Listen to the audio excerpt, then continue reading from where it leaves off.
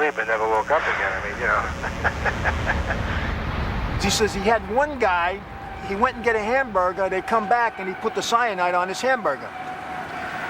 And we're sitting down and he's telling me, he says, you wouldn't believe it. He says, I'm waiting for this guy to keel over. He says, because once you eat cyanide, usually you'd roll over and that's it. He says, this guy had the constitution of a fucking bull. He says, you wouldn't believe it.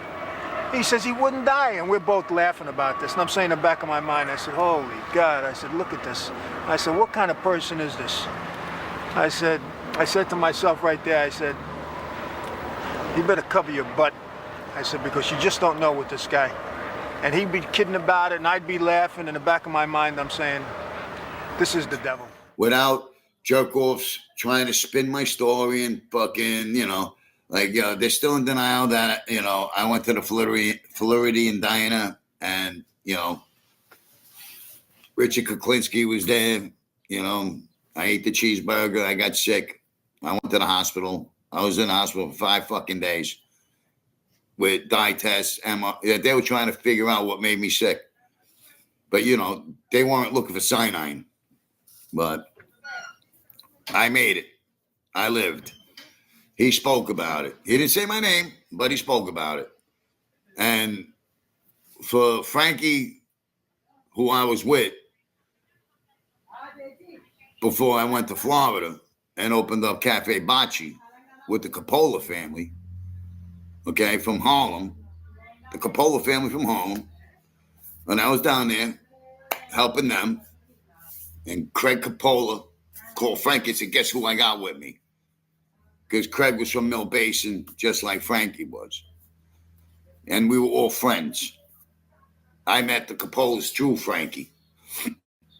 So, you know, he said, guess who I got with me? He said, oh, they should send him to Desert Storm. Nothing will kill that motherfucker because they had that chemical warfare. Right? So, you know, he made that comment that they should send me to Desert Storm. And I didn't understand why. Why would he say that? You know what I mean? Like, nothing will kill me. Well, why would he say something like that? And it took years until they did these documentaries with the Ice Man. And I said, oh, shit, I knew that guy.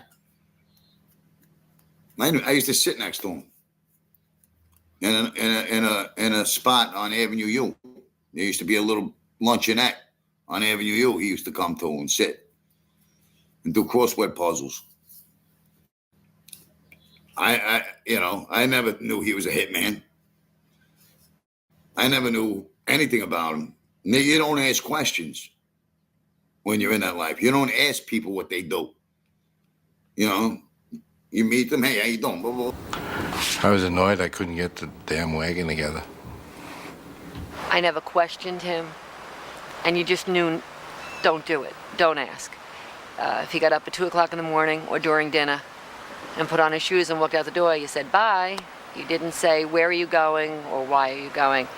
And it was just understood that that's the way it was.